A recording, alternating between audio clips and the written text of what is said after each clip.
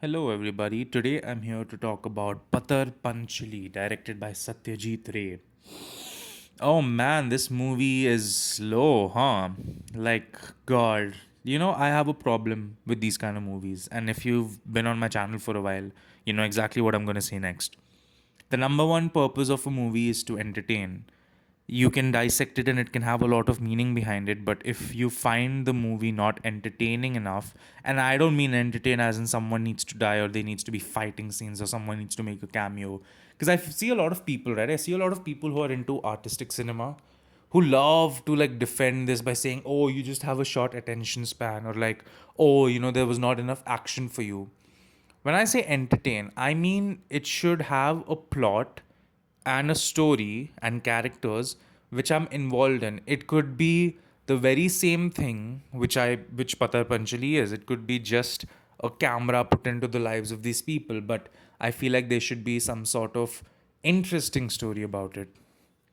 I think this movie, I mean, clearly it's significant, right? It's very important film, especially in Indian cinema. And God bless Satyajit Ray, Mr. Satyajit Ray, because clearly he introduced the world to Indian cinema. And unfortunately, we could never reach up to his standards ever. And it's been like, what, 50 plus years since then. But I have a similar problem with some Kurosawa films as well. Again, if you've been on the channel, you know where I can't deny how significant and important these movies are, but I also can't just. I hate when people just decide that a movie is really good because it's considered important. Movies can be important because they signify a landmark and a certain benchmark which has been set, but they can also be done better since the benchmark or the landmark has been set. You can improve upon the format. And I think Patar Panchali is one of those examples where I respect it, but I just don't like it. And if anything, I would kind of it's. I have a similar opinion of Pata Panchali as I have of two other Kurosawa films, which was High and Low and Ikiru. Remarkable films, great films, but something about them just doesn't hit with me, right?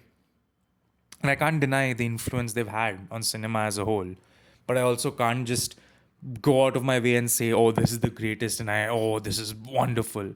Like for me, and I had this in my, the Polish movie, what was it called? Knife in the Water, directed by rapist Polanski, pedophile.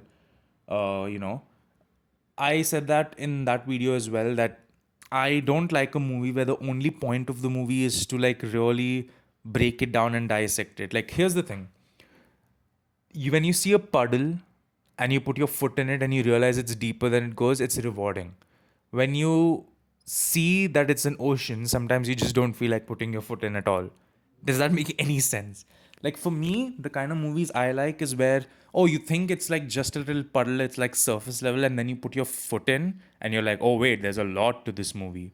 As compared to just a movie which is straight up deep, deep, deep, and you're like, okay, well, I kind of wanted to enjoy the puddle first. You know what I mean? So yeah, I feel like this is the kind of movie where people write stuff on it. This is the kind of movie people will have 1 hour YouTube videos explaining the details, and the kind of movie which they would be shown in film school, like, oh, look at this angle, because this movie looks pretty, by the way, incredible looking film, even by today's standards compared to Indian movies. But yeah, it's just a movie which is there. It's a movie which is basically existing to be respected and to be upheld with like significance. But for me, it's a movie which I would not watch again, and I definitely would not recommend. Like this is the kind of movie someone who doesn't understand what people who watch movies like they would say, oh yeah, watch Apu trilogy, and you're like, well, you should. Like, I don't think anyone should watch this based on recommendation. Like, you should truly watch it if you want to. Like, I chose to watch Patar Panchali. I wasn't like, oh my god, this is the highest rated movie ever. Let me see.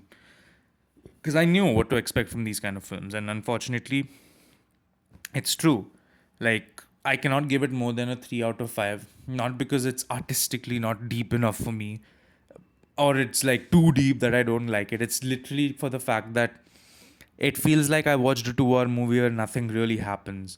Like, it's a character study, but you don't really follow one character till the end. It's more like a study of life. And that kind of life, I mean, the life which is shown in the movie is depressing as fuck, you know? So, yeah, Padar Panchali, very important. I'm sure a lot of people love it, I can already hear the sloppy noises coming from the comments, but it's fine. Everyone has their own taste. I mean, it's considered one of the greatest movies ever made, so who am I to say, right? Anyway, that's gonna be it from me. Don't forget to leave a like and subscribe, and I'll see you all later.